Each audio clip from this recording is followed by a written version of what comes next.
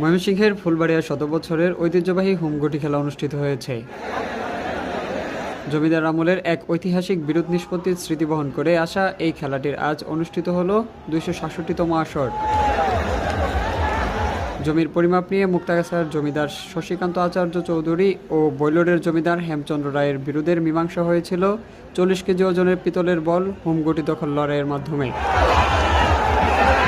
সেই ঐতিহ্য ধরে রেখে প্রতি বছর পৌষ মাসের শেষ দিনে ফুলবাড়িয়ার উপজেলার বড়ইয়াটা গ্রামে আয়োজন করা হয় এই খেলা। বিকেল 3টায় শুরু হওয়া খেলায় অংশ নেন কয়েক হাজার খেলোয়াড়। খেলা দেখতে কয়েক লাখ মানুষের ঢল নামে। 266তম আসরের খেলায় উপস্থিত ছিলেন ময়মনসিংহ 6 ফুলবাড়ি আসনে বাংলাদেশ জামাতে ইসলামী মনোনীত সংসদ সদস্য প্রার্থী অধ্যক্ষ মোহাম্মদ কামরুল হাসান মিলন। তিনি বলেন, গ্রামীণ ঐতিহ্য ও সংস্কৃতি ধরে রাখতে এমন আয়োজন গুরুত্বপূর্ণ ভূমিকা রাখে।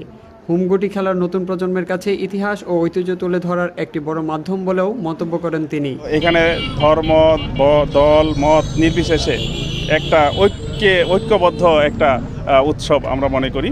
এর মাধ্যমে একটা সম্প্রীতির বন্ধন তৈরি হোক এবং সবাইকে আমি সবার সাফল্য কামনা করছি। আয়োজকদের পক্ষ থেকে জানানো হয়, শত শত বছর ধরে এই খেলা শান্তিপূর্ণভাবে অনুষ্ঠিত হয়ে আসছে। ভবিষ্যতেও এই ঐতিহ্য অক্ষুণ্ণ রাখতে স্থানীয়দের সহযোগিতা অব্যাহত থাকবে বলে আশা প্রকাশ করেন তারা। এই মিলন মেলা যুগ যুগান্তর বেঁচে থাকুক। গণপ্রজাতন্ত্রী বাংলাদেশ সরকার এটার দায়িত্ব নিয়ে রাষ্ট্রীয়ভাবে পরিচালনা করুক। আমি হোমগুটি পরিবারের পক্ষ থেকে এটাই কামনা করি। ঐতিহ্যবাহী এই খেলাকে ঘিরে পুরো এলাকা পরিণত হয় প্রাণবন্ত উৎসবের জনপদে।